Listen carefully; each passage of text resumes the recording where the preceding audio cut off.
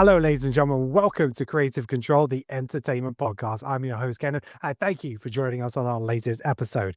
Today, we're talking about the best and the worst, and maybe some of the mediocrity of 2025. We're not going to be doing a top 10 list, or top 10 best or top 10 worst. We're just having a casual conversation about what happened last year in movies. I know for me, I haven't got that much to say because I saw about 5 movies at the cinema last year because with a newborn, it became very, very difficult. So I remember seeing Thunderbolts and Fantastic Four. I think I saw Jurassic World Rebirth,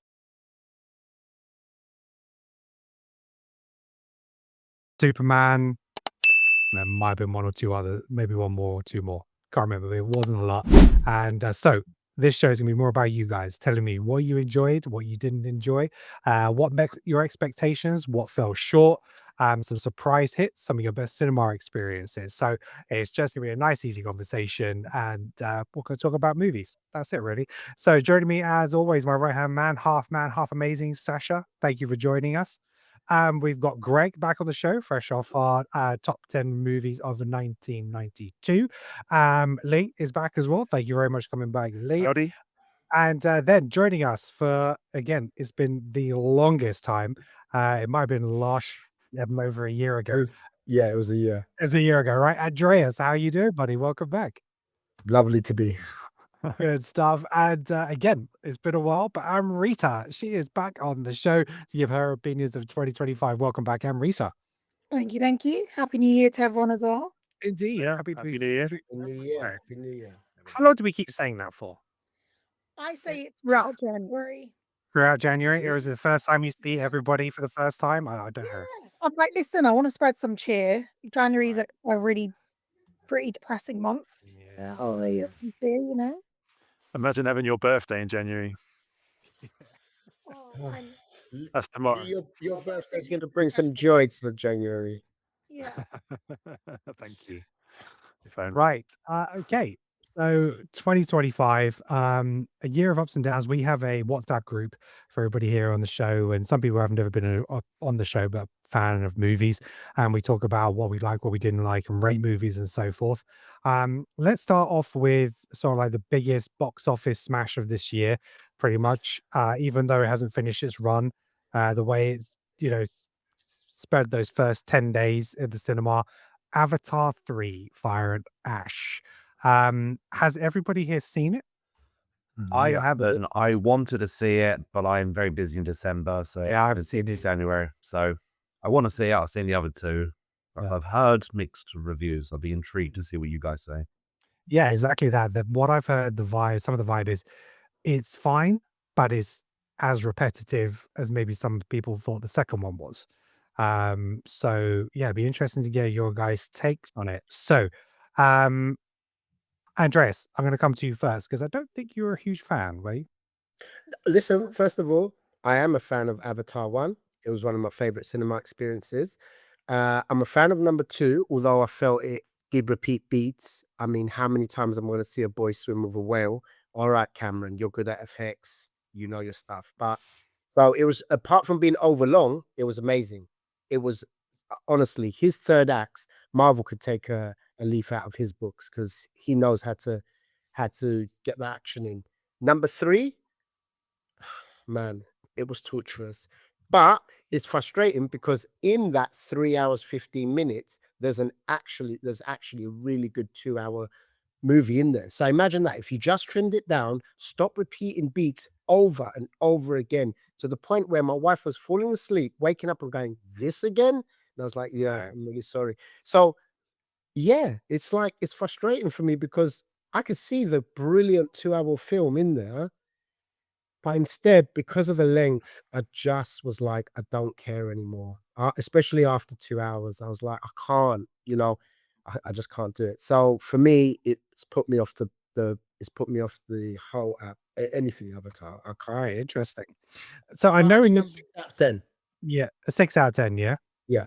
Okay. Because I know in the second one, because there was such a big gap in years between the first and second one, he had to do a lot of exposition in the opening of the movie to kind of, this is what happened, this is where we are, this is why we're here, how we're moving forward. Was it the same for this one? Was there a lot of exposition, or did it kind of pick up a little bit more of where the last one finished? It does pick up. Yeah. Yeah, it just picks up Yeah. straight away. It picks up Was straight from number 2. Yeah. Okay. It picks up, but it goes, you know, it more or less rehashes like a, you know, what went on kind of thing Yeah. without doing a lot of previously on, you know what I mean? They kind of, they do, you know, they talk about the same themes, you know, for movie 3, etc. Me, I hadn't seen Avatar 2 since the theater. It's just, you know, 3 hours plus is a commitment to watch at home, especially when there's so much stuff to watch. And you know, I, ideally, I would have loved to have seen 1 and 2 before seeing going into 3, but you know, I just thought, you know what, I'm just gonna just go in fresh, and I'm glad that you know, in the opposite in opposite lands, I'm glad that I did because it may have repeated for sure, but I didn't feel it because maybe I needed that extra information because I hadn't seen 1 and 2, but I'm gonna say something controversial. Well, 9 out of 10.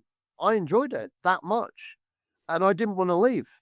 I actually didn't wanna leave, Andreas. I was I that understand this, mess. Sasha. Yeah. I was watching it in full IMAX. I was right in the middle. I felt I was in Pandora. I'm not gonna lie. I like the story beats. I like the new villain a lot. I'm Yeah, sucker she was good. She was good. yeah, I'm a sucker for good action on the big screen, and it's James Cameron. He delivers that awe of like action sequences and stuff. I felt it was better cut than 2 because 2 had a bit of jerkiness where it's like you you cut a scene there blatantly, you know what I mean? And this, I guess, because it was 3 hours, he didn't cut shit. So it's like okay, cool. But you know, is it long? Yeah, I didn't. You know what? This is one of those films where I'm saying it's a 9 now. I'll probably reduce that when I see it a second time because usually it's that second viewing where I'm like, oh, okay, you know, I know what it's about now. And then that's when I look more into pacing. If I don't feel the pace the first time, then, you know what I mean? It's done, you know, it's done its job kind of thing the first time round. But usually on the second viewing, that's when I'll notice stuff like that, when stuff starts dragging stuff. But Yeah. all in all, I thought it was really good. I enjoyed it. I know it's kind of split down the center with audiences, but I'll say this: it made me cry at the end. I did cry, and I did cry at the end. I felt. I'll be honest with you, like when you people can laugh or whatever they say. I get more emotional in films these days, especially when you lose like a parent or you know loved ones and stuff.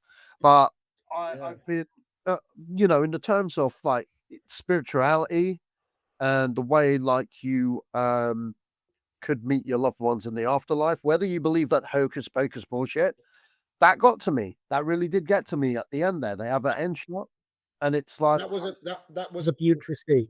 yeah, That was a it's beautiful scene. beautiful. I will It was a yeah. very beautiful scene, man. And I was just like, wow, that's powerful. And I was like, bravo, Jim, you did it again since Terminator 2, bro. Like, okay, like I'm not gonna lie, like I cry at the end of T2 these days, man. Like legit. It's like I don't know why you cry. I'm like every time, and I never used to do that in that movie. So James Cameron, you've made me cry twice in your career. I'm not watching Titanic ever again because I'm pretty sure that'll get me now. So you know what I mean? Like he wins. He wins the point. Um, will I commit to that 9 in a year's time? Who knows? But Yeah. you know, now that he's officially said no more Avatar until after he does Ghost of Hiroshima, we're gonna get some cool Jim back. You know, Yeah. if Avatar blue people ain't your thing. So Yeah. let's go. Yeah, because he's got the story beats for 4 and 5, and he said he'd release them as a novel if, you know, this didn't do the box office, which this clearly has. There's still an appetite for it.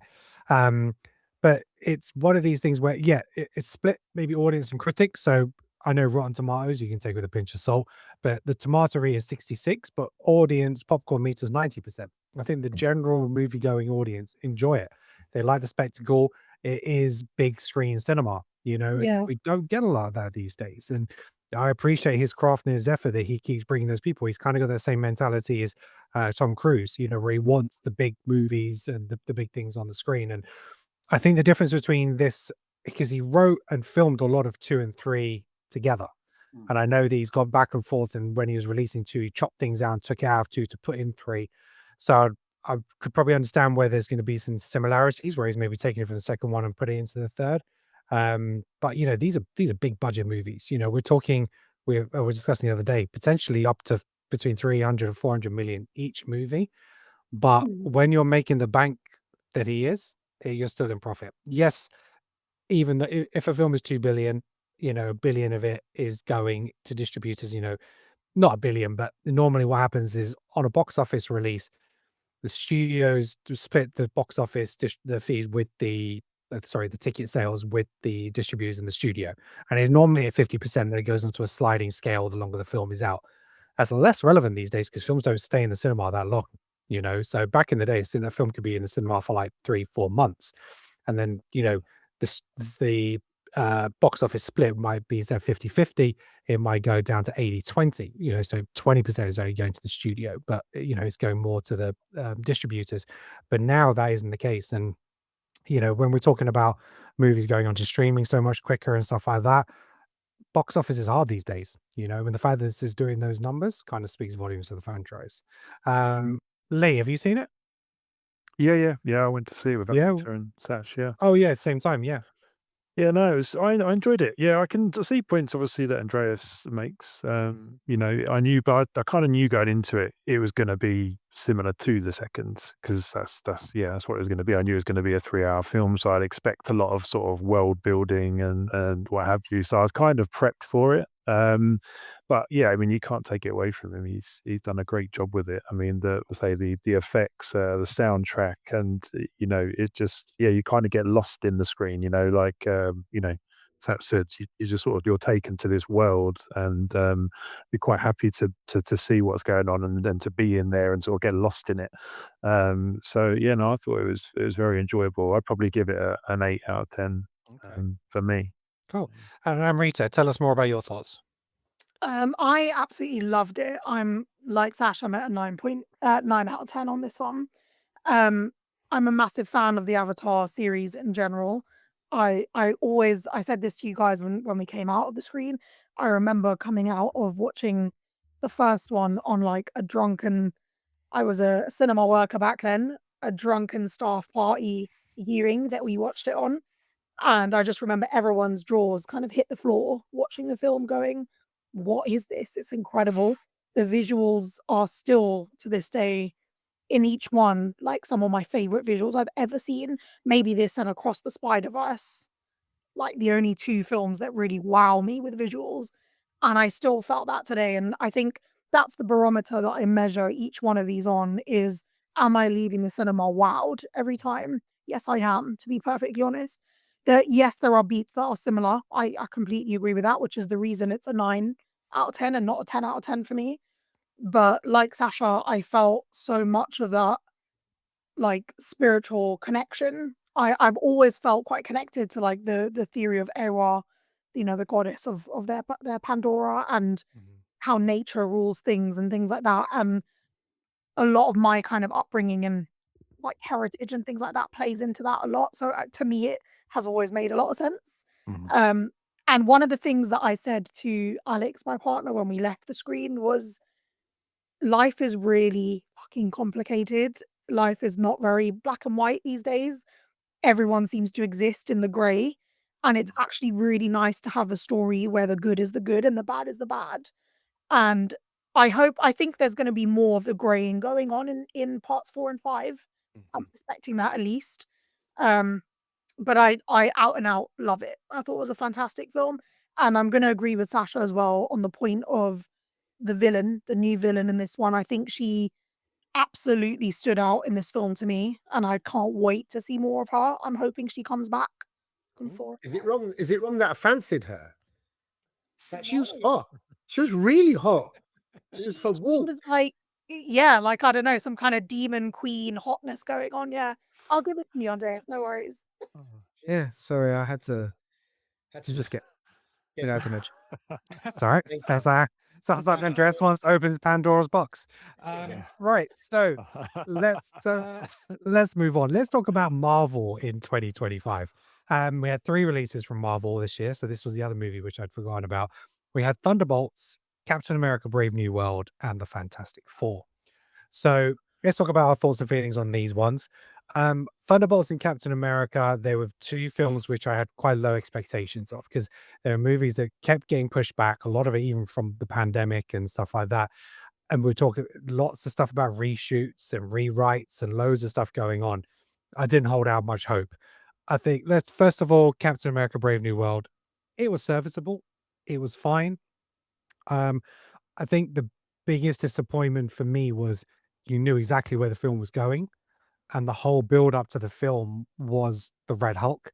And it's like if you're going to show him in the trailer and kind of show who that is and why it happens, what's the point of the movie? So I think there was a real disconnect there. If they'd held that back, and obviously I know they couldn't for marketing and it gets people through the door. I know there was like Happy Meals toys. They came out and kind of showed Red Hulk advanced because these deals are made prior to film distributions or when they're going to be released, stuff like that. So there's lots of spoilers that came with it. But yeah, it just went as is expected. But you know, as a movie, it was fine. It was fairly entertaining. For me, there's definitely inconsistencies in Sam Wilson's ability to fight a Hulk and what he was capable of doing and what his suit was able to do. But it was fine. Thunderbolts, I thought was better. That was quite a nice surprise. It was quite enjoyable. Has some decent humor in it, and I really liked the final act. I loved that the mental thing where she's going through his brain trying to find him, going through the different rooms. It was something different. It's not just a big thing in the sky where everyone's trying to battle. I thought it had a different level and a different, deeper meaning and stuff like that. And so I really enjoyed it. The new tagline of the new Avengers, it was fine. But seeing where we are headed now with the MCU, it seems like they thought it might have been a big deal at the time, but I don't think it is very much going to be a big deal moving forward. But yeah, much better than I expected. Captain America, I'd probably just give it like a 5 out of 10. Thunderbolts, I think it was probably about a 7.5 out of 10. I know some people enjoyed it more. And then Fantastic Four. This was the one where new IP, lots of expectations, and I love this movie. I thought it was brilliant. I thought the casting was spot on. I wasn't too I think the only one I was questioning was Johnny Storm. I didn't quite warm to him as a character as much, but, the family aspect, the kid, again, just being a new dad, like Sasha said, when things happen in your life, things hit you in different ways and what becomes important to you. But I thought they nailed it. I thought Galactus looked phenomenal, as a presence and stuff like that. And yeah, really great. I think I gave that a 9.5 out of 10. I was just like, no notes. It was great for me. So that's my thoughts on Marvel this year. Obviously, there's a lot going on. We've got the whole Doomsday stuff going on. We've had the teasers of Cap Steve Rogers coming back. We've got Thor coming back. There's other ones. I'm not going to go into too many spoilers here because there might be some people who are trying to avoid stuff, but we're expecting a couple more trailers. There's one couple that have already leaked online showing some returns and stuff like that. But it's going to be a big movie and there's a lot to live up to come December. And that's going to be where everything potentially changes or resets. But anybody else want to talk about Marvel this year? Highs and lows. What were people's I thoughts? can definitely. I think I'm very similar to you, Kenan. I think Brave New World was very meh. Hmm. All right. I enjoyed it at the time. I actually did really enjoy it. Hmm. But it was a letdown when I look back at it in terms of some of the things being believable and things like that. The effects were pretty atrocious in that last final act as well, but I enjoyed it at the time. It is what it is. I will still say that film is better than 99% of what DC put out. So Fair. yeah, pay to Marvel. Um, Thunderbolts, I thought was fantastic. I absolutely loved that film. I thought again, like you said, the final third act of the movie really hit me. Like that moved me quite a lot, seeing how his depression like really affected the character that he was. I thought the film was superb. Actually, the comic value was right on money as well. So much of that I loved. Um, and then talking about Fantastic Four, I think that was the one, honestly, I was the least excited about just because I've never been that big into Fantastic Four to begin with. I don't really like Vanessa Kirby. Sorry, just Right. saying it. However, I absolutely loved the film. I thought she was fantastic in it. I thought all of the characters were great. Their family worked really well for me, dynamic wise and chemistry, on read chemistry wise. I thought they were just amazing. And it kind of reminded me of everything good about Marvel is how they build a heart into everything. I care about the characters in every Marvel film, and I think that's what really shone through for me. So, yeah, that was my take. I'm just going to jump in because I haven't got much new to add to that. Really, I pretty much agree with you both. Spot on.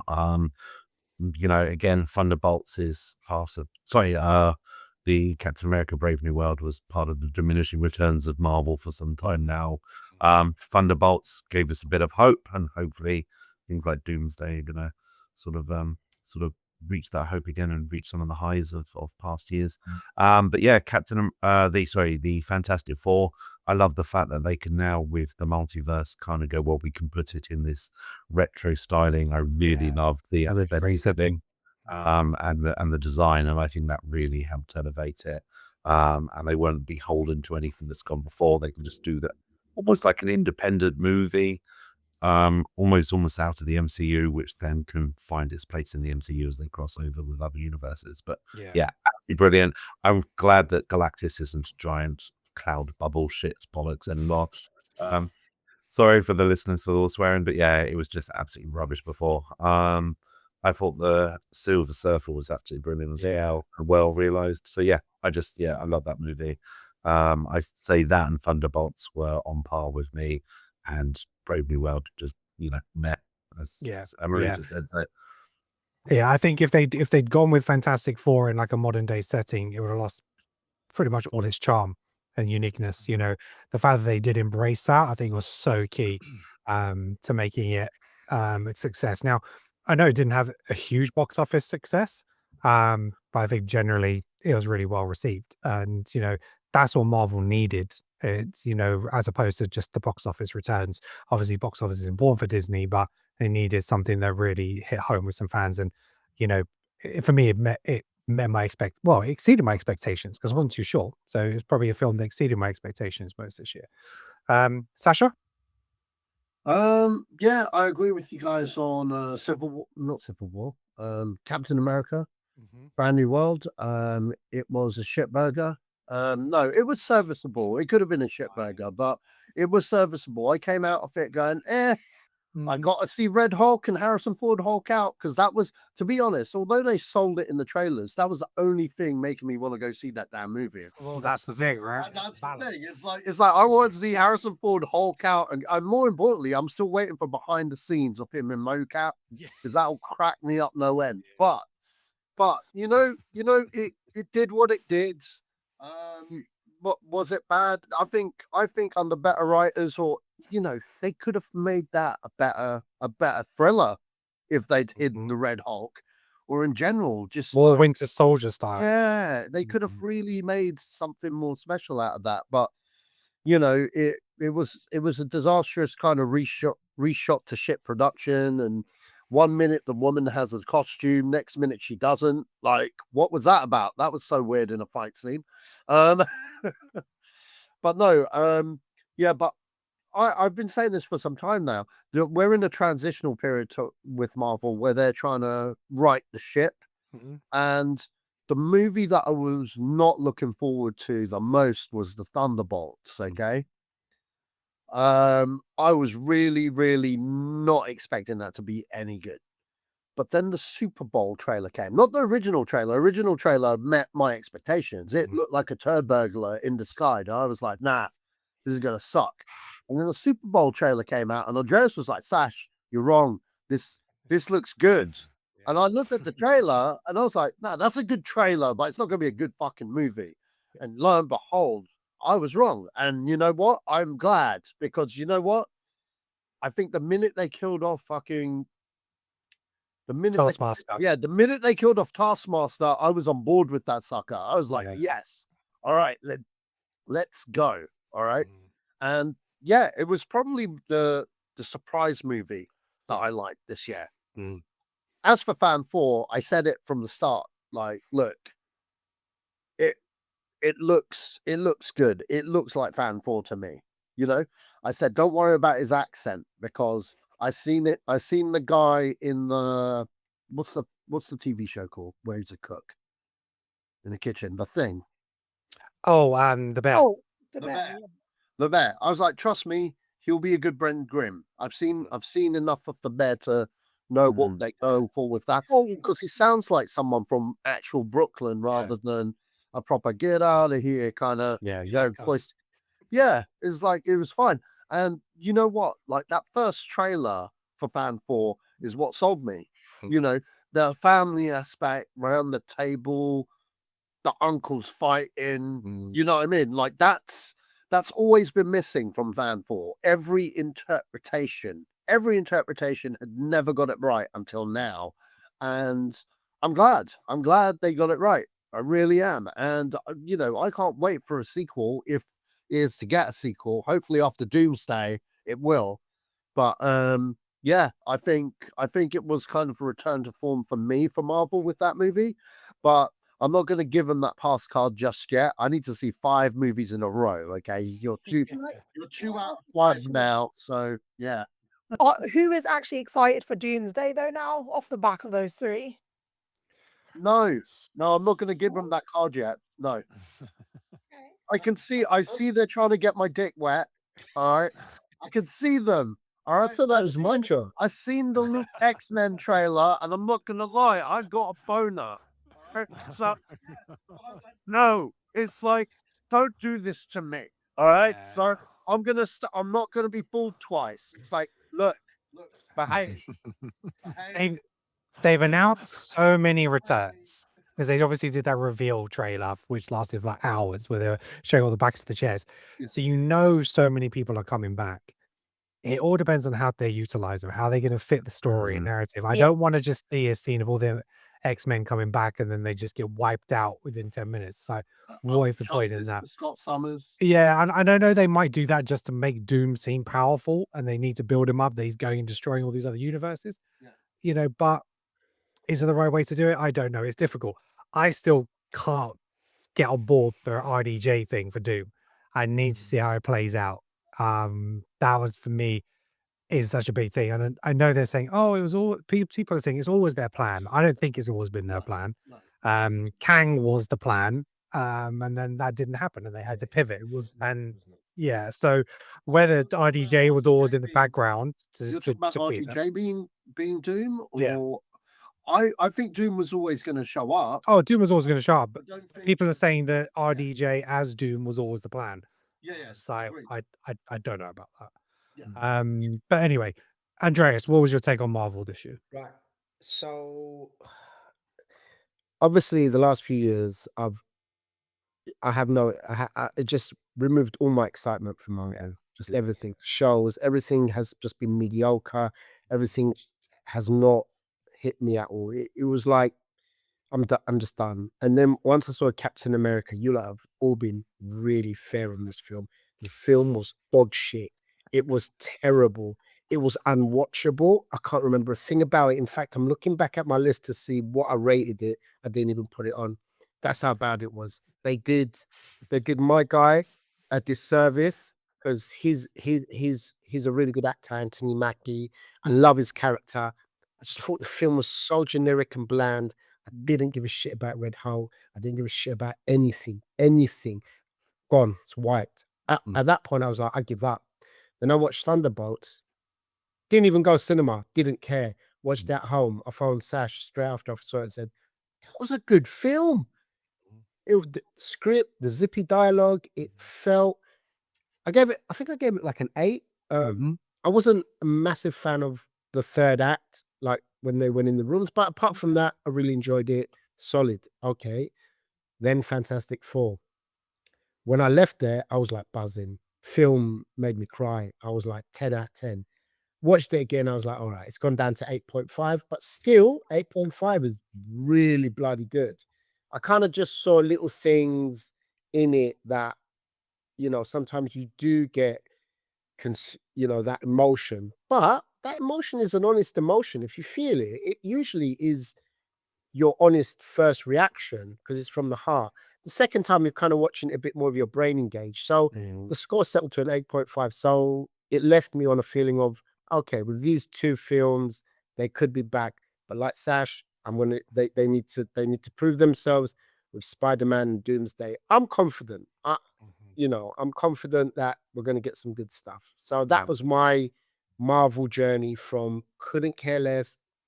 They're done to So some hope. yeah, Yeah. they could be. Yeah. Okay, so Lee, I'm just going to come on to you, and then I'm going to ask questions to the group. What were your thoughts on Marvel this year? Yeah, pretty reiterate what everyone else has Yeah. said, to be fair. Yeah, Captain America was just, yeah, pretty bland, to be fair. I've not rewatched it, which is not a good thing with Marvel because, you look back on Marvel movies, like the amount of times I've watched Captain America, like Civil War, which is probably the best one for me. I've watched that so many times. But yeah, with this one, not even rewatched it. So that kind of says a lot. But yeah, no, I liked Thunderbolts. Yeah, I thought that was good. Again, I think it's these sort of fresh takes on Marvel, trying to do something different. And yeah, Fantastic Four, I thought was brilliant. I've rewatched that. Like I think it was like 3 times I went to the cinema to see that. So yeah, I made the most of that one. That was really good. Enjoyed that. So hopefully that set us up for a good Doomsday. Okay. Hopefully. So, a question to the room as we're talking about this: what is a true reflection of a score of a movie? Is it your first time watching it, or is it your repeated viewing? Because to Depends me, who you are. If you're Satch, then yeah, it's not the first opinion. No. because for No, me, 'cause Batman was 9, wasn't it? yeah, when as if I'm making a movie, obviously for me it's going to be you go to the cinema and see this film, and I want to make you feel something. I'm not necessarily wanting to make you feel something the third or fourth time you've watched it. Because like Andrea says, you're watching it through a different lens. You're When you're in the cinema watching it, you're fully engaged. Maybe when you're watching at home, you got your phone on you, some other things going on, or you might be looking a different way. The emotion, the surprise, it's going to be more subdued because it's not that initial impact. Some movies can make you feel the same way, maybe the second or third time watching it. Maybe that's what creates a better movie. But what is a truer reflection of a movie's success? Is it their first watch or is it repeat viewing? If it's that first watch, The Batman is a better movie than I give it credit for. Right. But it's a 7. It's a 7. It's not I a thought it was a 10. 4. It's not the best Guys, Batman movie Yeah. ever made, and that's the most controversial thing I'm gonna say today. Well, that's My about answer, that's about my, four. my answer is I don't know because, as Lee said, Marvel movies are very watchable. At least they were, up to Endgame. And my scores have gone up for those films. So what's the true one? The one that's gone up or the original one? So the truth is, that's a really good question, and I don't know. I don't know. I think the tough thing is with the Marvel movies, if you can avoid all the spoilers, and they're very good at saying, guys, don't screw this to everyone, and we'll try not to show too much in trailers, especially for the big Avenger type movies. Then there's obviously shocks and things which are really nice. When I saw Captain America, one of the few things I quite liked about it is they brought Liv Tyler back as Betty Ross, because that first film was absolute trash, but she was, it's nice to have her back from that, and that was a surprise. But yeah, I personally think that you have to end up having an amalgamation of your first and your second reaction, but you only get those big shock or moments and the feels and everything on the first viewing. So if I had to say, if I was nailed down to say one or repeat viewing, I'd say the first viewing. But Yeah. to be honest, I fell asleep during some of the Fantastic Four just because I was damn knackered and nothing to do with the film. So I had to go watch it a second time to miss all the bits and go, oh yeah, that was really good. I didn't see that. I was a dope in that. Yeah. Averita, what are your thoughts? I'm kind of veering more towards first view score. Just because I feel like I'm someone that talks a lot about what I love. I'm quite vocal, I'm passionate. If I love something and I tell people about it, that's hopefully going to make them go and watch it. Yeah. I don't usually have that conversation after I've seen something 2, 3, 4, 5, 6 times. It's off that initial response that I have, which is in an ideal world, what fuels cinema audiences going to the Yeah. cinema, right? However, yes, I do appreciate scores can fluctuate as time goes on, especially if your name is Sasha and you marinate on things for 5 years. However, Yeah. I'm unlucky. Generally, for me, the score I have for a film right at the beginning tends to be what I still go with, and the reason is that I go off my feeling on it. Yeah. Yes, I studied film. Yes, I have a critical eye of it as well, but I encapsulate that in my first viewing, I think, for the most part. So it's very rare that I shift my score after the fact. Yeah. Yeah, I think to be fair, you probably need 2 scores if for movies. If you're movie fans like us, you need that first time watch and then repeat viewing, and I think that is gonna be a true reflection of the success and how good a film is, because I say there will be some films where it actually increases. So first viewing, it might be a 9, but actually rewatching it's 9.5. It might even be a 10 because I keep watching it, it still makes me feel amazing, and I keep wanting to go back to it. So that can bump your score. So, but yeah, I think that it's either somewhere in the middle, like you say, or you might just have separate scores. But interesting take, because I know Sasha's score for the Batman has gone from like a 9 or a 10 when he walked out I've, down to a 4. Now I've back heard every like a score 7. for the Batman. Yeah, I think he's hit every number. Like, Every number. It's still a 4. It's still a 4. Okay. Okay. right. So let's just have a quick cover of DC because obviously there's a new DCU launched in 2025 with Superman. We had a whole spoiler review of that movie, very, very separate. I just want to go around and get everyone's quick scores on it. Quick, sum it up in maybe 3 words. So let's keep it nice and short. So, Superman, 3 words. What were your thoughts? I'm just going to go with I'm going to go with hopeful. I'm going to go with fresh and comic book, kind of 2 words, but those are the kind of things that I felt watching that movie, and I gave it a 9 out of 10. I really liked it, and that's not to say that I didn't not like Man of Steel because I really liked Man of Steel, even though I had little issues with it, but they played out a much bigger part in Batman versus Superman and Justice League and later on. But as Man of Steel was a solo Superman movie, I really loved that too. So I'm not like a Schneider this or a James Gunn that. I like what I like, and they're just 2 different iterations of the character, and that's fine. Who wants to go next? Superman. Andreas, go on. Okay. 1, 2. Yeah. I got 7 words. Okay, go on The then. most disappointing movie of the year. Okay. I gave it a 6 out of 10, Uh, which is like just above average. mhm. I just found it nauseating. The only scene that I actually liked was the interview scene with Clark and Lois. The rest of it, I didn't think he was a good Lex Luthor.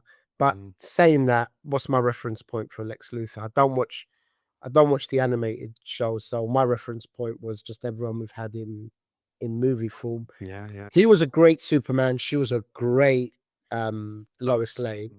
So they did well there Austin. with that. The story was disjointed. The editing was disjointed. Sash called it a. He said it was a movie. movie, and I get that. It was just really disjointed. The Some of the effects were really cheap, and being that I'm a big gun fan, it's turned me from a massive gun fan to like, oh, why have you got DC? Because I'm one now. But look, that's me. It wasn't terrible. I'd never rewatch it, and it was disappointing for me. Yeah. It was So disappointing. when I watched it, this is where it comes back to the 2 scores. When I watched it, it was a 9. On a rewatch, it probably dropped it down to about an 8.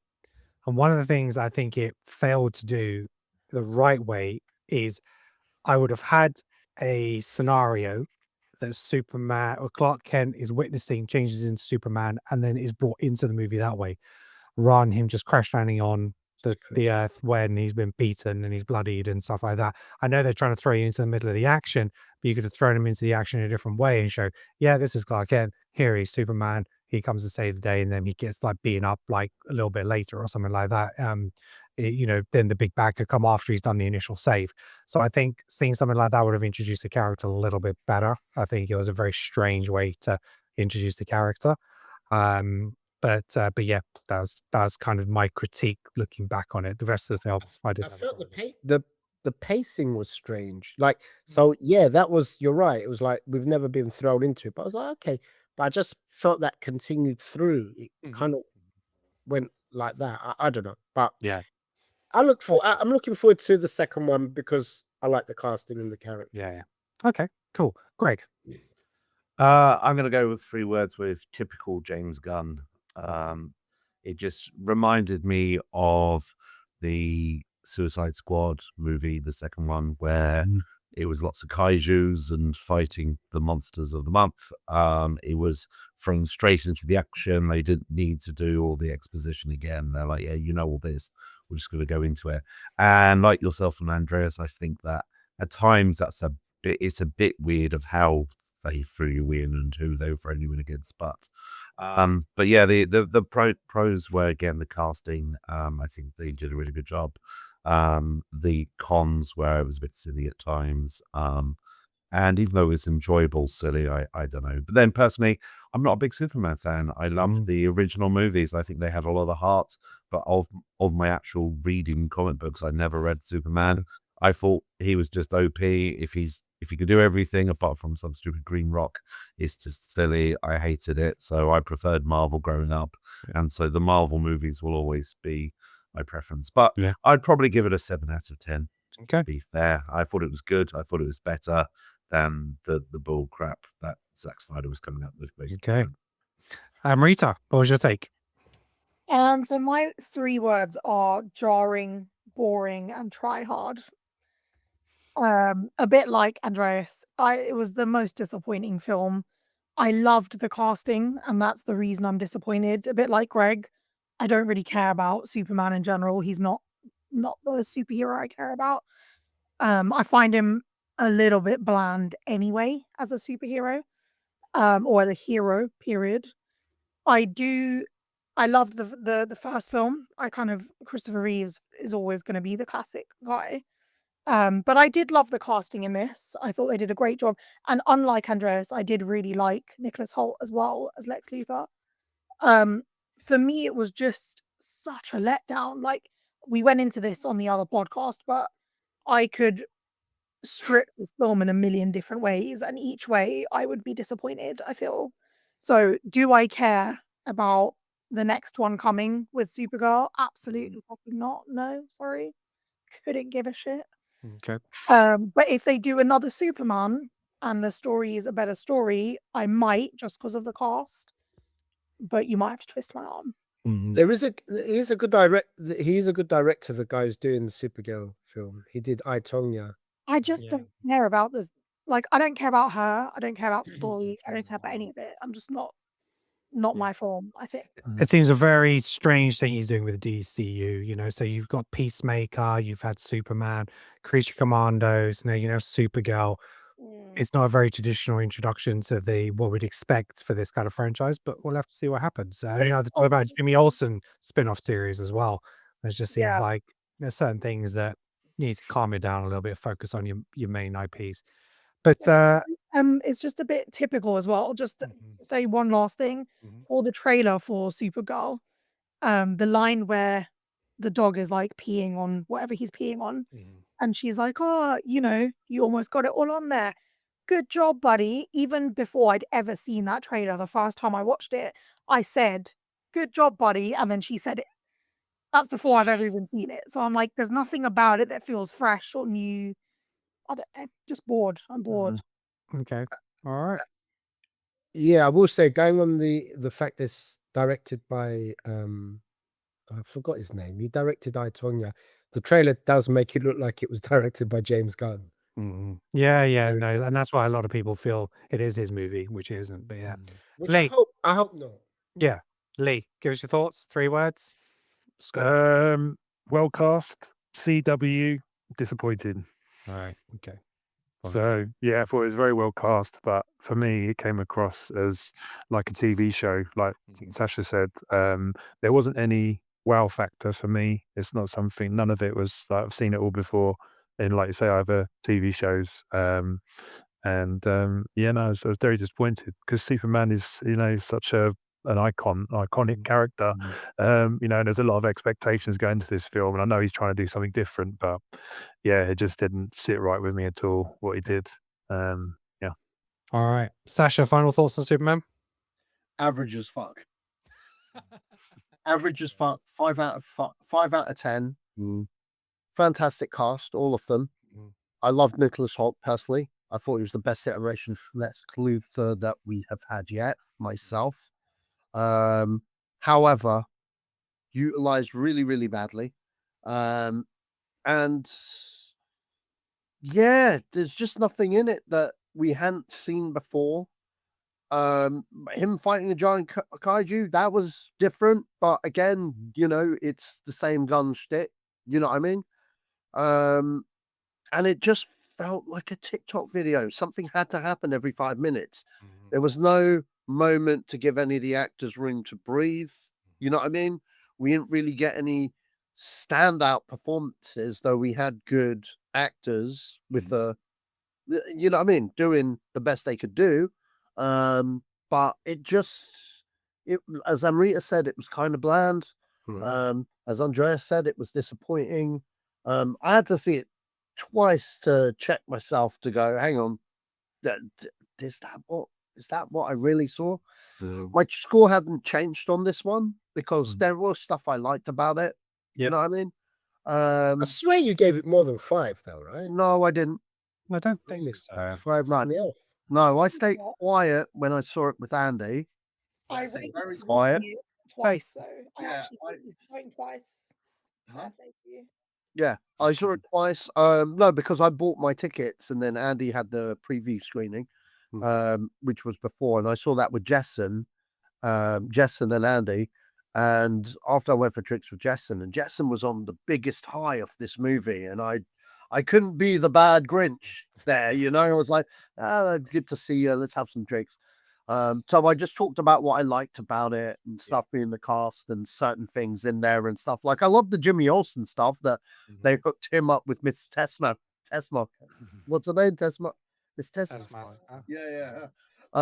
That was funny. All right. I thought that was really good.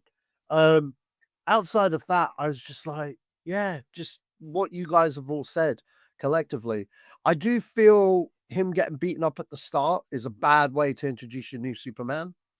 It would have been a great way to do a Man of Steel sequel with Cavill, because if that had happened to Henry Cavill, everyone would be like, who the hell touched Superman? You know what I mean? Because you've already had, you know, him doing this. What they should have done is they should have actually ended with that scene and then set that up for the sequel. That he gets his ass kicked like at the end or something, you know. Yeah, that's not how you end a first movie though. Him getting his ass kicked. You know, You'd be better than starting it. yeah, true. I guess. But at the This same is time, Superman, and then you see him just like, you know.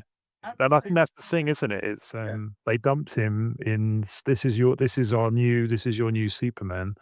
And you know, like in the first one, he does this wow thing, you know, he gets the helicopter and saves her, and everyone's like, whoa, wow, you know, what's going on?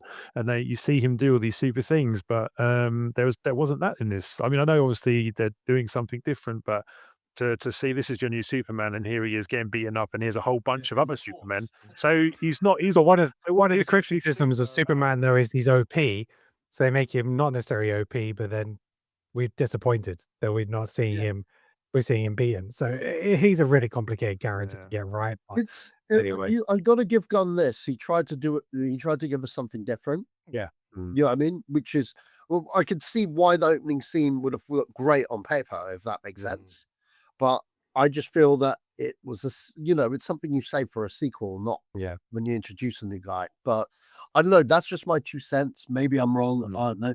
But it's getting it's getting a lot of good reviews from comic book fans. yeah. Okay, let's move on. So we didn't have any Star Wars movies this year, which I think is a good thing. So we will just skip on to that franchise. Obviously, we had TV shows and stuff like that. But if anybody wants to talk about that, we can, because like Andor season 2 was great. But what were some of the other highs and lows for you this year at the cinema? So, like I said, the only other thing I saw was Jurassic Park Rebirth, which I thought was fine. I thought it was quite enjoyable. I thought it was better than the last couple of entries. But it is just, it's more dinosaurs. It's the same thing, what you're going to get. So I knew what I was getting in when I went in, and it was fine. So that was fine. But there's lots of other movies we can talk about. Obviously, I don't know if anyone wants to know, but in terms of what box office did, Zootopia 2, Lilo and Stitch, Minecraft, we've got How to Train Your Dragon, F1 the movie, Mission Impossible, Wicked for Good, Sinners, Weapons. There's a lot to talk about. So who wants to talk about what? Can I Greg. talk about my most disappointing movie of the year? All right, then I'll move on to Greg. Yeah, go on. What's your Okay, go on, Greg. disappointing movie? No, go Satch. What's your most disappointing movie? No, go. Tommy Cruise, man. The I loved Greg it. name puppy. I loved the byplay sequence. I had to wait 3 hours for it. And let's face it, the movie was trash. The movie was trash. I was going to give it an average review the first time I saw it. The second time I saw it, I was where Andreas was when he saw it the first time. I was like, wow, this movie's long. It really drags. And I love the other ones.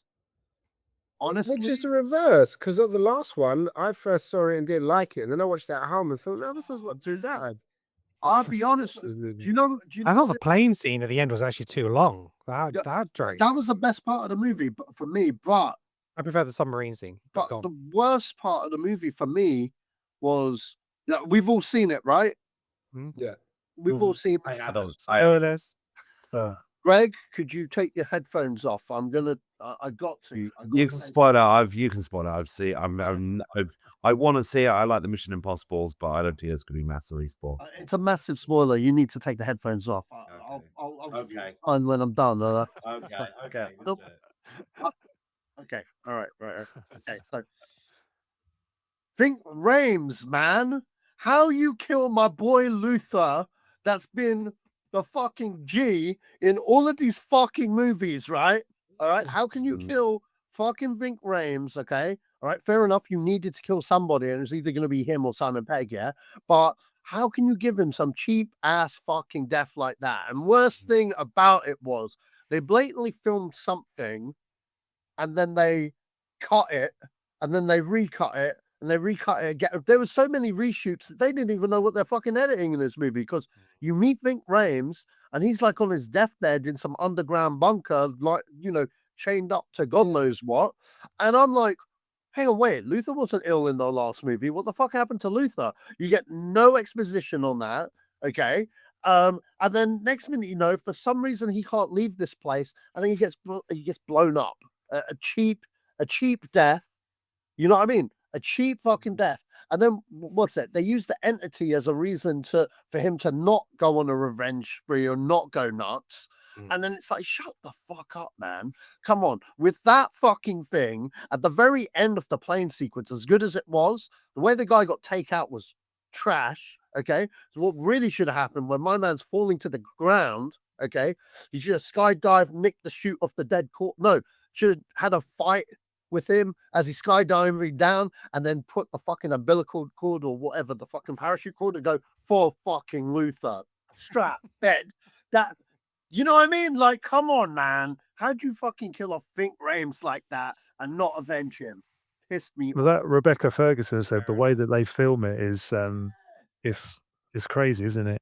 Like she said, there's not really a script that they follow. It's sort of like all sort of made up, and then they start changing things around. They go from set piece to set piece and then just try to fill it out. So, okay, big disappointment. What other big disappointments did we have? Because Andreas was, what did you say? Superman. So what about you?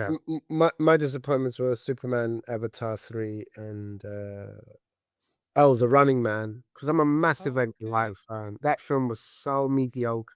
There was none of Edgar Wright's voice in that. Nothing. If you didn't tell me he directed it, I never would have known. Okay. Very disappointed. And it bombed. It flopped. It has not done well. I haven't seen it. Yeah.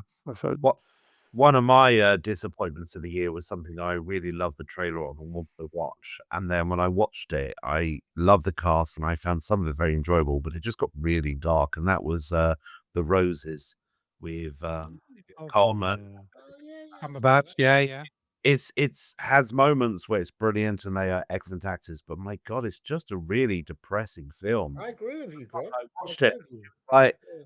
you know what? People like this. This is horrible, and the ending is slightly ambiguous, but not really. But it's just depressing. It is just like you end up watching it and go, "Fuck."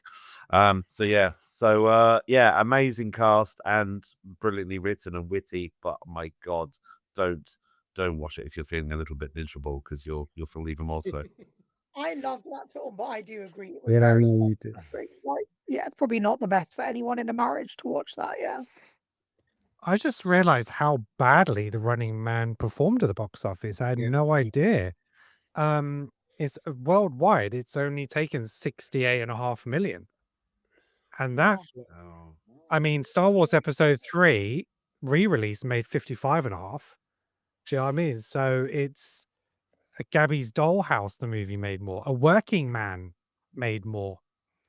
Can always bank on Statham Do you know what I mean? Well, somehow. That's Andy kind of loves crazy. Andy loves the Working Man movies. So Andy loves it. Yeah. Yeah. Okay. Well, that's probably a lot of that is probably Andy's going to see it. Exactly. You know, Yeah. I've probably gone about He 40 is. times to go and see it. So Jeez.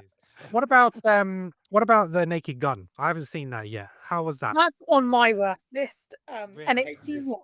It's a shame because I saw what they were trying to do. I know it was supposed to be like an homage. I get it. I did giggle at times, not laugh out loud, but giggle. But it was just overall disappointing because I would have expected better and I'd expected it to be more like using that humor, but somehow bringing it into like today's audience. And I think it was made for the audience back then, which doesn't exist today. So it was disappointing. But that's like, I have 5 films in my worst films of the year. That was one of them. All right, tell us your others. Let's go while we're here. So I have doing Kind this. of Pregnant. Such a waste of time. Which one? Kind of Pregnant on Netflix. Oh yeah, yeah. The Amy Schumer one. Yeah. Yeah. Yeah. I don't know I what kind of message it's sending out. It's just rubbish. Yeah. Avoid at all costs. Can I just quickly ask a quick sidebar because I won't watch anything with Amy Schumer because I can't stand her, and she's notorious for stealing other people's jokes and being a bitch and stuff like that. And there's a point, and I know this might detract from. I'm sorry to interrupt you, Anna Rita, but it's Sure. like, is there any time where people refuse to see a movie just based on who's in it? Like, no, I won't watch that now because they're No. absolutely horrific. Because yeah, I have no. Mel Gibson is the one for me. Oh, really? Yeah, will not watch his films. I will say I watch and actually love Apocalypto. That's like the exception to my rule. I will not watch any of its films. Never. No, there's nobody that I detest that much I wouldn't watch a film, I don't think. I might not watch a movie because it's trash, but not because of a certain person is in it. No, I there's a lot of people that involved in making a film, so if one of them was a douchebag, I got to think of all the other people. Fair enough. Really kind, Andreas. I like that. Yeah. I do it for the person doing the catering. I watch it for that. I watch it for that guy. The best boy. Yeah. Yeah, that's what Right. I say. With Lethal Weapon, you got Danny Glover, man. Come on. Every time when I watch Lethal Weapon, the more I associate with Danny Glover, man. I'm just like, I'm too old for this shit. Yeah. Yeah. What I will say though, Greg, to come off your point there about how Amy Schumer steals jokes, Kind of Pregnant is literally a rip off an exactly copy film that I found out after the fact. I don't know. the And name. was she involved with the writing as well of that? Possibly, I don't know. Probably. I didn't look into it that deeply, but it wouldn't surprise me if Just as a Netflix movie, wasn't it? So yeah. it is. Helen, if we're talking about worst of 2025, Mhm. you want me to shoot you a quick list? Yeah. No, Amrita's still got more. So Amrita, give me more. Oh, yes, please. I want to see Go. Okay, so I have 3 others I've not mentioned. So one is Love Hurts, just because I just think it was erratic. It was all over the place. It What was that one? gonna be great. The action flick, With Kiki the Kwan. yeah, One, Kiki yeah. Kwan. Yeah. It was meant to be amazing. I would have loved it if it was amazing. I wanted it to be amazing, and it just wasn't. So much of it was flat. A Big Bold Beautiful Journey, the Margot Robbie and Colin Farrell film. Okay, yeah. I heard it's bad. I wanted to feel the emotion in that film, and there were a couple of moments I did, but for the most part, I could have fallen asleep in that film quite easily. It was an absolute snore fest. And then the last one, which really, really disappointed me, was Him. Oh, yeah. I've heard a lot of people in our chat say that. Yeah. I think up until the last act, I was still willing to ride for it. I was like, "Come on. I think we're gonna have some kind of ending here." I know It was Jordan Peele's flick, wasn't it? I Jordan mean, Peele produced it. Wayne's. He didn't direct it. he didn't direct oh it. right, okay. Yeah, Right. he didn't direct it, but three of us watched him here. It was me, my wife, and my son. We just turned it off after 45 minutes. Just couldn't do it. Yeah. It was very, very weird, and I think it could have it had the ending paid off, it would have been really, like, cerebral and weird and cool, but it didn't. The ending was all over the fucking place. I don't know what they were trying to do with that film. So, yeah, went in my worst list. All right. Andreas, what was in your worst lists? Okay, Hurry Up Tomorrow, the film of the weekend. That film, I still wanna watch it. Oh, film was no idea. that film was it's so bad it could be good. It was laughably bad. I'm sorry to do this to some of the fans in this, but Karate Kid Legends, I c- I cannot bear that film. It was so bad. It was so bad. It went on this tangent where it just became about him teaching some old ass pizza joint owning guy how to box. Now you're laughing. You know it's true. Jackie Chan was wasted in the film. It was so laughable. When I made my wife watch it, and again, I swear she's gonna divorce me one day. Megan 2.0. Okay. Didn't even Um, bother with that one. Kind of Pregnant, Mickey 17, Life of Chuck, Novocaine, Naked Gun, Good Boy, the horror film about a dog that sees ghosts, and After the Hunt with Julia Roberts. Some of those are in my, like, disappointed category, but not quite the worst. Okay, yeah, So what happened to Mickey 17? This was supposed to be a good movie, right? yeah. Look at the director. Mm-hmm. It was just very to be honest, that's probably a rare one for me where my score did go down, Okay. on not Andreas? just viewing, but on thoughts after the fact, yeah. So I mean, it's glad Joshua Jackson got work after Dawson's Peak. Dawson's Peak, okay? If you had to learn kung fu off a 16-year-old kid, I'm all for it. That's a guy that should have been in more stuff. Yeah, I remember him from Dawson's Creek. Right. Any other bests and worsts? What else we got out there? I have some bests as it Go for was is it is got all miserable. I'd like to mention two bests that I watched in the cinema and two that were direct to streaming that did come out this year or last year, 2025. I don't know if my tastes are a bit different from other people, but I'm strange for a heterosexual male that I'm a big fan of musicals. So I loved Wicked for Good. I think it works better as if you look at it as part of the whole because it's the second part of it's not even a sequel really, it's the second part of one movie. And the first part was better. But yeah, it's amazing. It's one of the best realized musical adaptations I've ever seen. And I've seen it 3 times in the West End, but yeah, it was Right, okay. absolutely awesome. Brilliant casting, amazingly shot. So yeah, that for me hit me with all the feels and was just a fantastic movie. I'm not a fan of the second one. I'm not a big fan usually of the fact that all the Disney classic animations are being turned into live actions. But I think there was one for me, which I think was actually quite good and not 100% faithful, but it didn't bother me, the changes. And I thought it was well realized. And that was Lilo and Stitch. Right. And I found that surprisingly heartwarming. I thought the little girl the Stitch was exactly the same, it's like, oh, animals, family, and all this business. But Lilo was some, by the way, sorry. your mouth is gone. But Lilo and the rest of the cast were absolutely brilliant. Lilo in particular, and I just think it was, I'd love to have seen Ving Rhames as the Yeah. the scary dude. I'm sure I saw the naming reigns being mouthed in the big rant in Mission Impossible by Satchman, but maybe that'll be the second time. But anyway, I found that really, really heartwarming.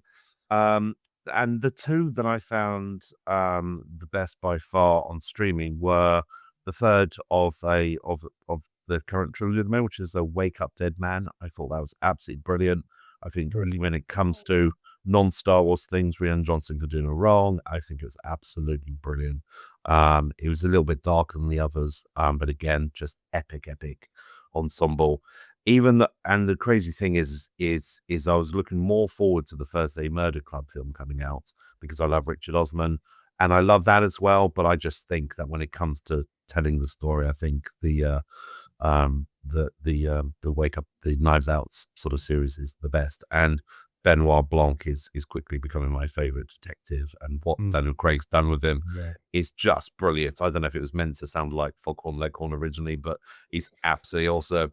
And finally, my favorite streaming movie and possibly one of my favorite films of the year was Frankenstein. I just thought it was absolutely glorious. The best version of Frankenstein I've seen. They stopped making it about him just being a monster and so two-dimensional. They made the monster finally, Frankenstein himself, which often gets as a joke confused anyway. But I love the fact that it was just brilliantly acted, and Guillermo del Toro can do no wrong normally anyway. But this is the film that he's been wanting to make forever, and it's brilliant. I've not come across Jacob Elordi before, but I will happily go watch him in other things. Oh man, you've got some good films to look Greg, at. you've been missing out. Yeah, Jacob. Yeah, you need to check out. What's the Exemplary. one he's in with the Irish guy that's in everything? Kissing Booth. Which one? Kissing Booth. Kissing Booth, yeah, Kissing Booth. He's an Irish guy. This is the guy that plays the Joker in the back. Saltburn. Saltburn is Yes. the movie. Oh, Yeah, Saltburn. check that. Yeah. Check that film. I want to see Saltburn. I've heard some interesting things about certain series, but Even though Euphoria, like he's been excellent since his starting days. Character. It's a trilogy as well, Greg. The Kissing Booth. There's 3 of them, so you got a whole trilogy to watch. Well, that's my weekend sorted. Yeah, I just think he's so good at Frankenstein. He built such humanity to the monster, and it was just so well done. So, Really looking forward to watching. and it was my partner's first introduction to any sort of Frankenstein at all, Right. and she ended up just going, "That was exceptional." So Okay, fantastic. that to me is one of my top films of the year. So. Thursday Murder Club. That was actually probably on one of my most disappointing. Of the year, Really? because I love the book, and I just think first it would work better as a series. I think I there agree. was a lot compacted into a movie, and I didn't like what they did with Bogdan. No, nor did I. And the way they changed that, and so for me, that really turned me off of it because if you have read the sequels, he's a character. Do you know what I mean? Well, He's a I'm returning character. hoping they're going to do something with that. I mean, at the end of the day, it was kind of defense. I'm hoping they'll write that. And apparently, Roger Osmond tried to highlight his displeasure about that, but they still went their way, and that's what happens when people buy the rights. Say, "We'll change your work." So that wasn't it. That wasn't anything that he could do about it. But yeah, that was. But I thought the cast was great. No, but I thought the cast was great. Pierce Brosnan, maybe the only one. Yeah, it wasn't my first choice when I first envisaged him, but I think he did But I think he was okay. Exactly that. Exactly. What it's interesting is the one subject that's got me thinking, because I might be very much running before I can walk at this point, because I've written my debut novel. Can't even speak. I've written my debut novel and it hasn't even come out yet. But the beta readers and the editing teams and people have come back to me and said, "Oh my God, we envisaged this as a Netflix series." And that's always how I've seen it. It would make an amazing Netflix series. I'm very much being a little bit sort of blowing my own sort of Why not? No, for it. here. But and so it would be something where if someone said to me, would you do it as a film? I'll be like, oh, but there'll be so much missed out. And I do. It is hard, as Richard Osmond has. I've watched his podcast to stand off of it and not want to kind of go, but, and I do agree with your point. And the books are obviously far better as always. But yeah, it does make me think. If I was in the shoes, which would be a great pair of shoes to be in, would I be happy with how they were changing important things? Yeah. Just a quick question. As you said, you envisioned it as a Netflix series. Are there any characters that you wrote with someone in mind who There are have you not. found that you have thought about it after you read the book and thought, actually, that person could play this character? So, I have a character in the book who's called Terence, and he happens to be a sort of a northwest London. In fact, he's mostly based out of Harrow, just because that's where a lot of us from. Yeah. And but although his spread is quite wide, and he's a kind of a gangster, but not sort of your average sort of Guy Ritchie gangster, although there's elements of that. I've written nobly with anyone in mind, but my main editor, my copy editor from America, said when she read this, she imagined Terence Stamp playing it because it's meant to be a 60-year-old type Right. gangster, stuff like that. And she was like, yeah, I imagine Terence Stamp playing this. And I'm like, oh my God, that would have been amazing casting. Obviously, sadly, that's never going to be the case. But it was like, oh my God, I didn't envision that. And that's for no reason why he's called Terence. But yeah, that would have been awesome. Someone else has said that I've got like a young protagonist as a black fellow who would have been great by I forget his name. Boyega. John Boyega. But I think he's too old now. I think Yeah. he would have been right when he was in about his attack block side, sort of age. yeah. Yeah. But apart from that, no, I've got no one in mind. But I'm really happy if people sort of have ideas and stuff. So. We will do an episode on this. So when the book is out, and we will do a fantasy casting once we've all read it. That'd be great. That's brilliant. All right. So Sasha, have you got some best and worst movies of the year? Yeah, I've got two absolute stonkers for this year. That isn't Superman 25. So one of my favorite directors of all time, where I look forward to whatever they put out, is Shane Lethal Weapon fucking Black. Okay? I love Shane Black. All right? I love Lethal Weapon 1 and 2. And more importantly, I love Kiss Kiss Bang Bang and The Nice Guys and Last Boy Scout and A Long Kiss Goodnight. Obviously, he had a dip with The Predator, and I will defend Iron Man 3. I liked Iron Man 3. But The Predator, okay, that was a misstep. The Foxes from Fox, they probably did all that shit. Fine, I can get over that. But then I hear there's a crime thriller that he's doing. Come on, man. This is his ballpark. Stars Mark Wahlberg. Mark Wahlberg with a decent script. I'm in. I'm balls deep in. Enter Amazon Prime's Play Dirty. God damn, this film was fucking awful. It was a 2 out of 10. This was that bad. This is up there. One of my worst films of the year. I've never even heard of this film. That's probably why. I think they're trying to sweep it under the carpet as quick. Yeah, co-written and directed by Shane Black. Yeah. And Mark Wahlberg, Rosa Salazar. Yeah. I was like, wow. Keith Stanfield. Yeah. Would have thought it was great, but not with that cast. No. And the other disappointing film, we all know how much I love The Raid, right? Okay. I love The Raid. That's right. Love The Raid. Probably one of my favorite films of the decade. All right. Although it's probably old, it's probably about 15 years old now, so it's not quite a decade. But my point being is Gareth Evans brought out this Tom Hardy movie starring Timothy Oliphant, who I fucking adore, called Havoc. And guess what? Seen that. The title is correct. There was Havoc. It was fucking shit. It was just CGI bollocks, man. Yeah, it was so good. And I was just That watching- gunfight at the end, that gunfight scene at the end was mental. Like, there's just no one's walking out of that. No. it was just absolute shite, man. I was like, wow, this is the quality we're getting from our action films. When aside from The Raid, I don't know. Yeah, it kind of made me want to give up, like being a film fan after these two. So those were my two stoinkers. I'm not going to bring up Superman 2025 because it's been rinsed to death all podcast. But the films I did like of this year, the ones I really liked this year, again, you guys mentioned Frankenstein. That's like up there. No particular order. That's up there. And I agree with Greg. Wake Up Dead Man. Yeah, I do love that's the kind of movie I'd love to make. Okay, Columbo is my guy. Okay, sorry, he's the guy. He'll always be the guy for me, all right? But, you know, Ryan Johnson, stay the fuck away from Star Wars. Keep making all of these movies, all right?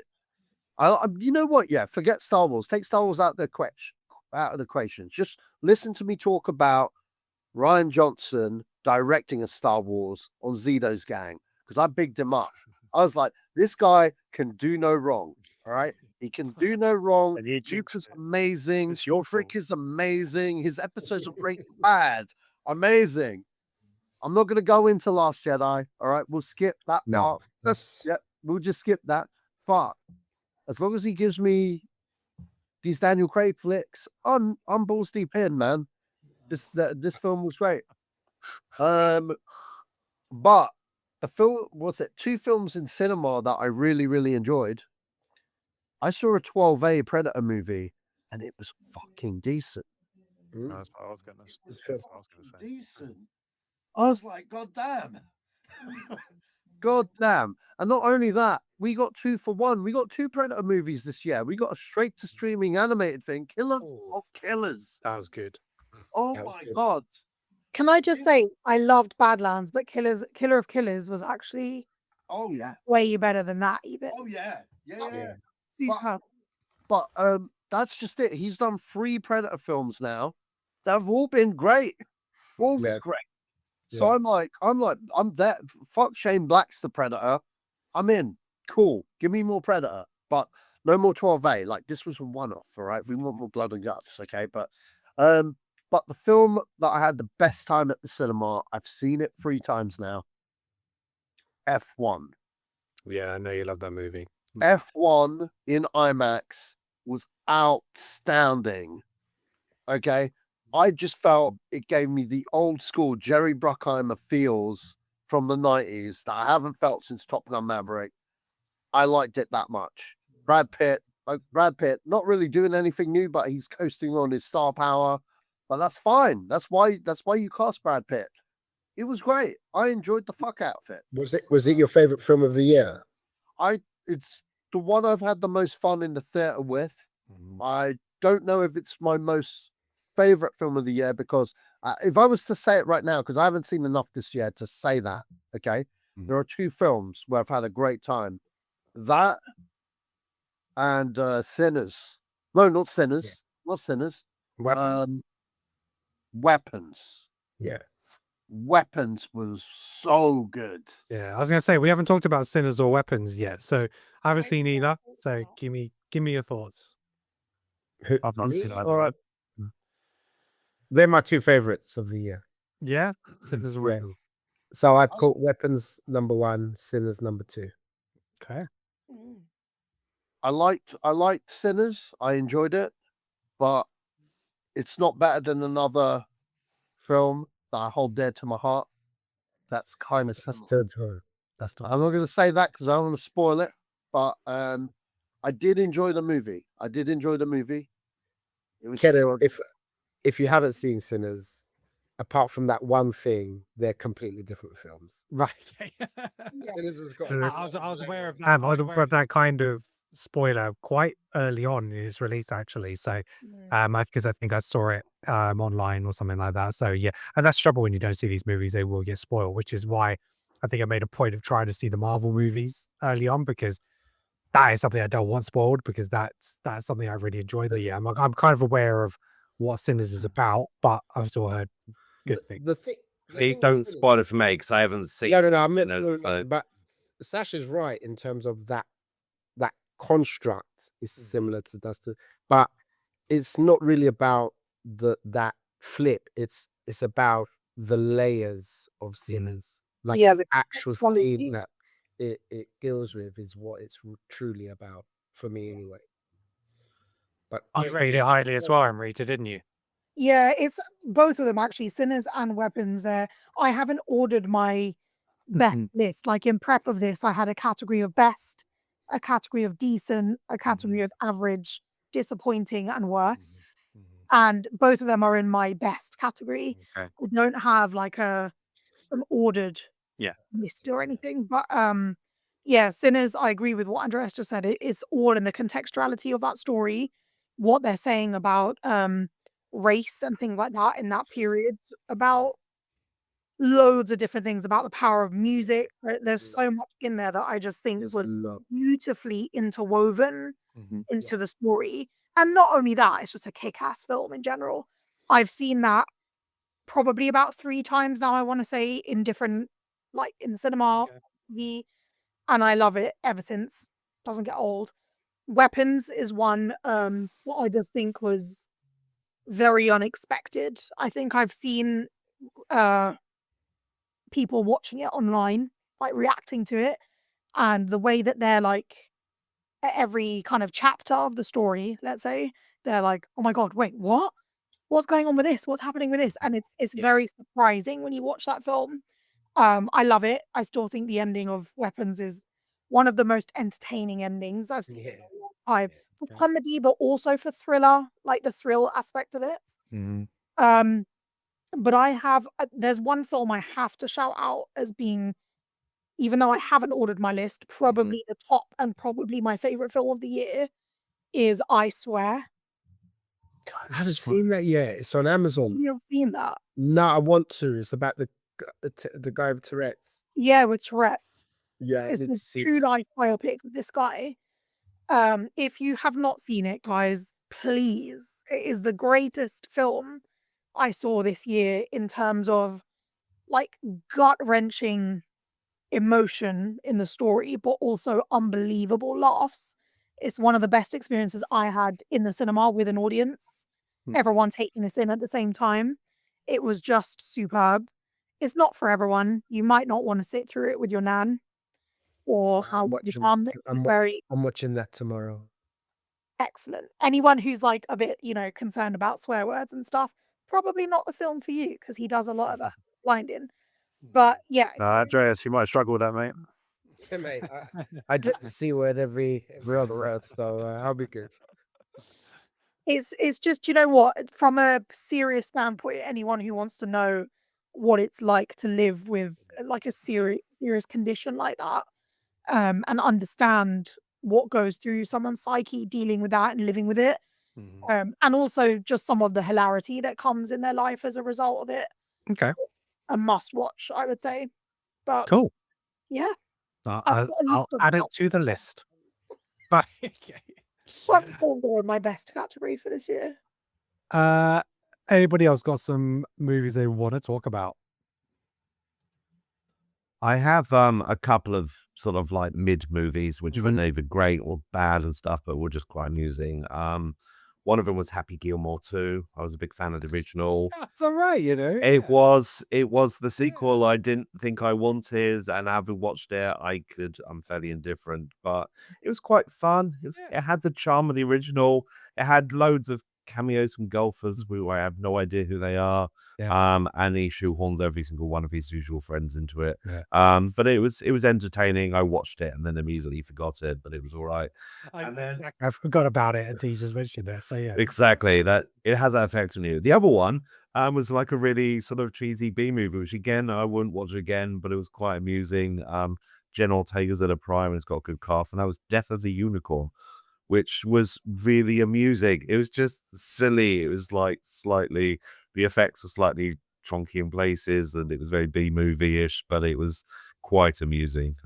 There was a few people chewing the scenery, but it's worth a laugh. I wouldn't rate it particularly high or particularly low. It's just it is what it is. But yeah, it's worth watching. Death of the Unicorn. It's a weird sort of horror comedy. So I don't know what even to compare it to. Something like Arachnophobia or something like that. Big-legged freaks or something like that. But yeah, it's worth a watch if you want to have a bit of a giggle. So. Cool. Oh, the other one I should mention, because it's probably the biggest film that hasn't been talked about, is which again was a bit mid. It was a bit disappointing, but I had so much of the earworm that I felt obliged to watch it. Plus, I also have someone I know who's into it.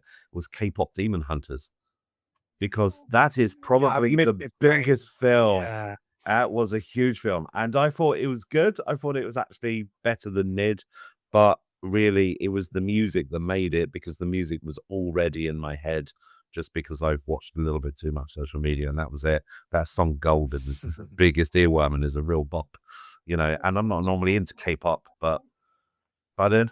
It's on my best list, that film. I mean, it's broken all records. It's taken sort of Netflix by storm. It's probably one of the biggest, if not the biggest film of the year, if you don't take cinema sort of into it. But yeah, so I had to mention that one. It's worth watching, but it's really, the music is just absolutely fire. So I love that. I have like a good few ones on my best list that I really want to go through. Yeah, rack them off. Okay, so some that we've not covered yet.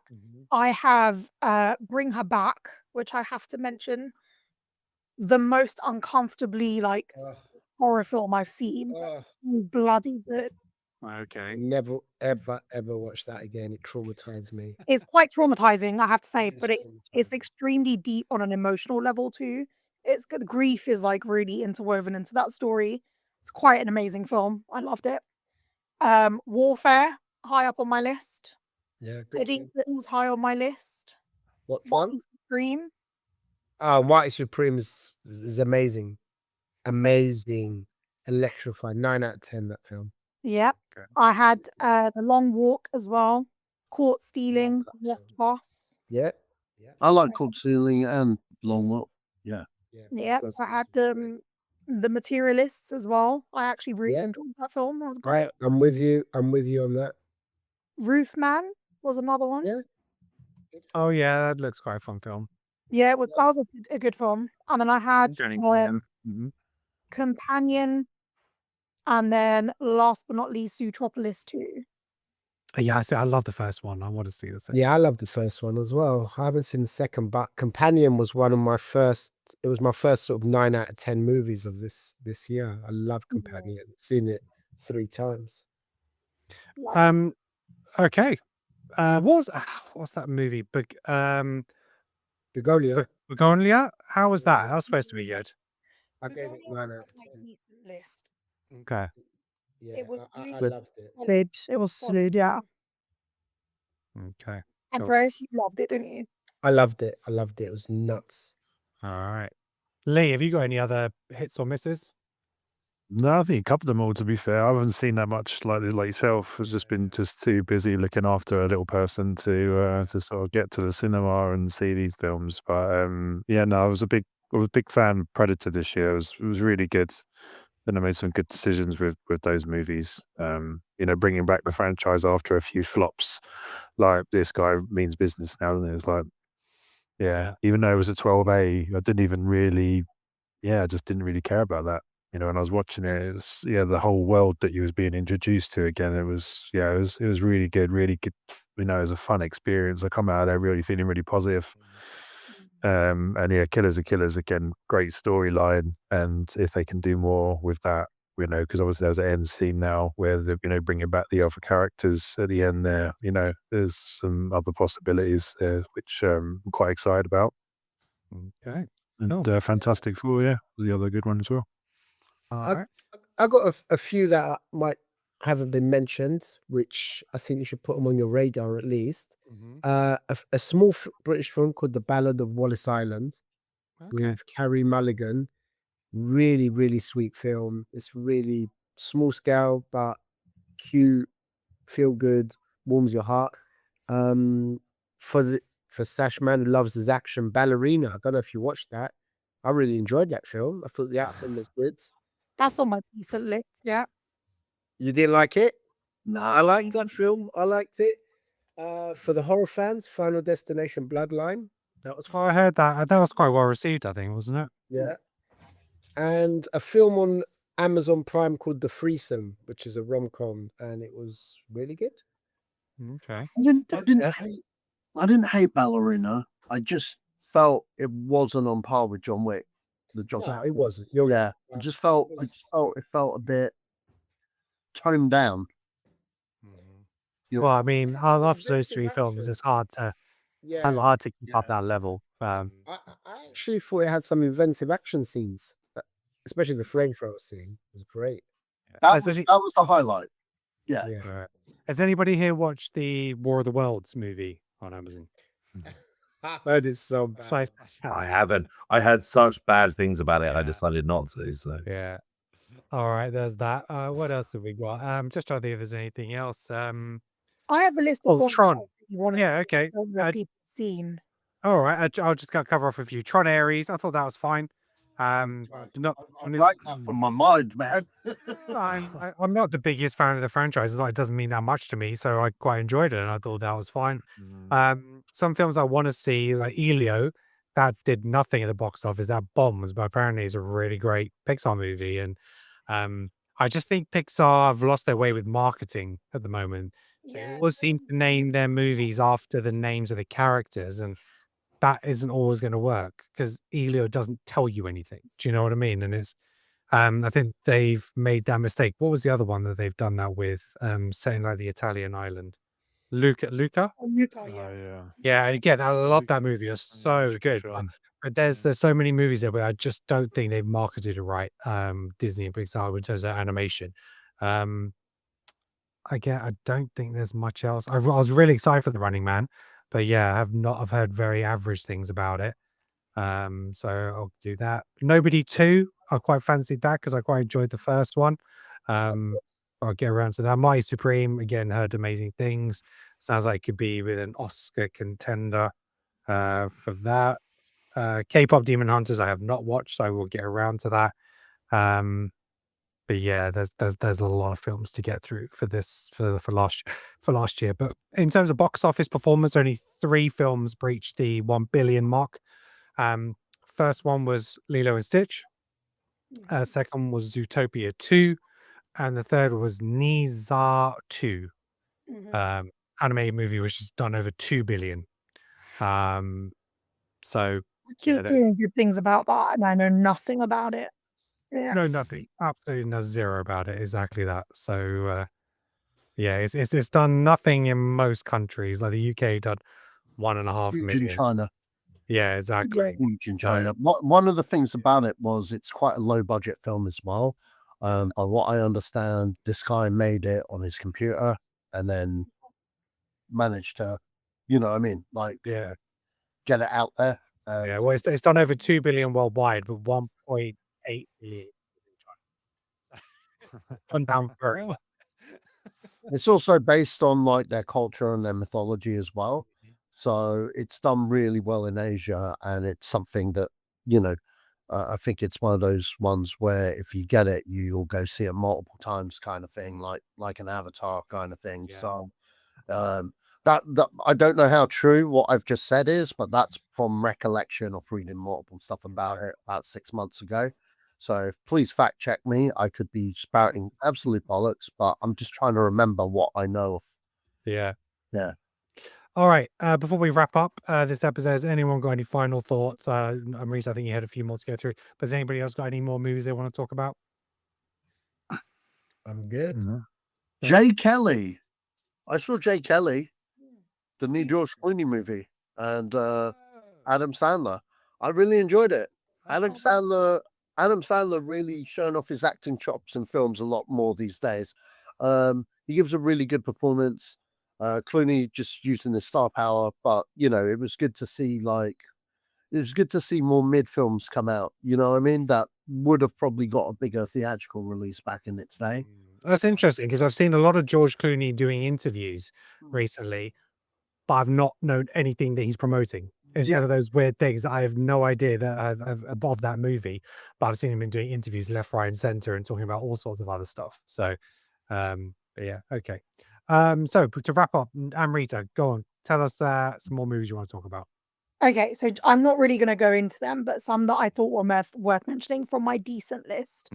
One Battle After Another. Oh yeah, I do want to see that. Some good, like decent horrors this year. Together, Keeper. I did like Good Boy. Sorry, Andreas, but I did. Black Phone 2 was all right. Yeah. Good The film. Monkey was a lot of fun. And then things like Opus, Out of the Blue. That was quite a fun, decent film. And then on a different note, Springsteen, Deliver Me from Nowhere, Die My Love, The Housemaid I actually thought was pretty fun, not gonna lie. But there were some films that I've got listed here that a number of people have spoken to me about, that I thought I should mention, but I have not seen them. So if any of you have, please let me know how they were, or anyone watching this. Lost in Starlight, I think, is a Netflix animated film. Train Dreams, Hamnet, which has just come out, I think, recently in the cinema, about, I think, William Shakespeare and his wife. Sentimental Value with Mr. I think it's Stellan Skarsgård in that one. They're all Nuremberg, on my list. yeah. Nuremberg, A Complete Unknown. I love Downton Abbey, so I've added it to my list. The grand finale, love a bit of Downton. And then Pillion and Plain Clothes as well. Okay. I've heard of a few of them, and I want to see quite a few of them.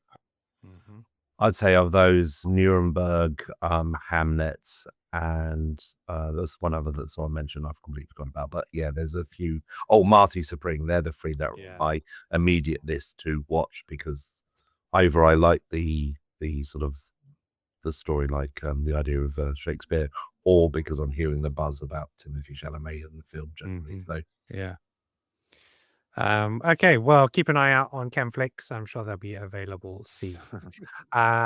Right, that's it, ladies and gents. Thank you very much for running through the best and the worst of 2025. Just gonna go on a quick whip around. How would you rate the year for cinema? That could be cinema and Netflix. Has it been a good year? Has it been a bad year? How's it made you feel? Give me a score out of 10 for the year. So obviously I've seen like 5 or 6 films at the cinema, some mids, some decent. So for me, it's probably about a 7. It's probably about a 7 average for me this year, but I haven't seen much at all.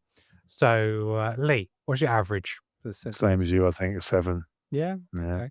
Cool.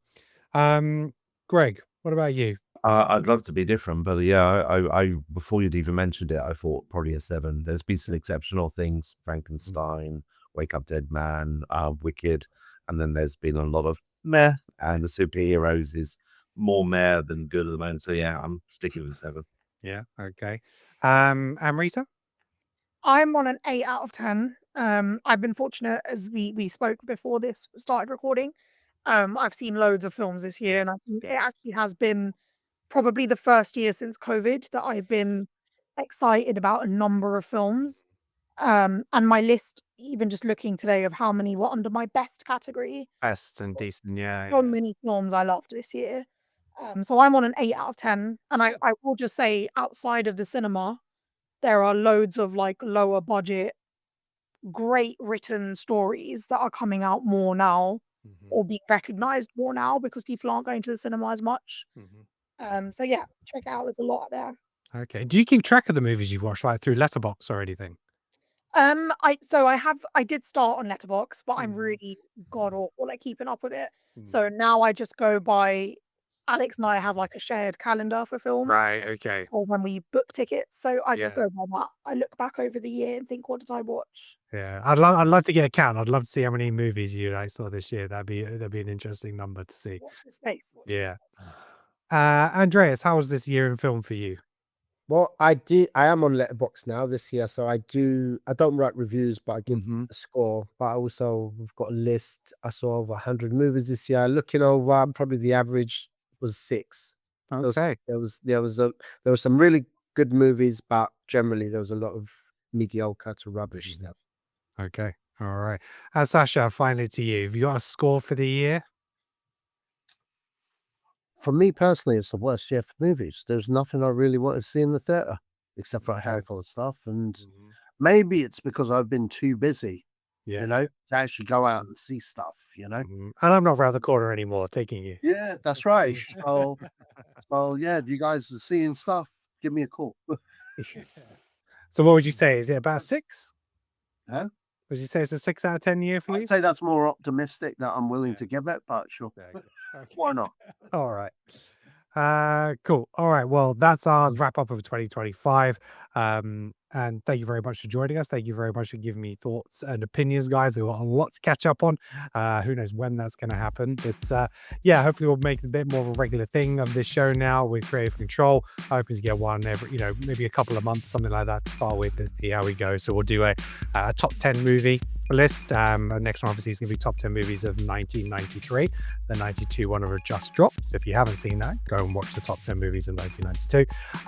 And then we'll do another one on a specific topic, franchise, whatever it may be, because it's all about creative control. If we had it, what would we do with it? And that's it for now. So thank you very much, guys. Thank you very much for watching and listening. If you're still here, thank you for staying with us. Or if you skipped to the end, appreciate you.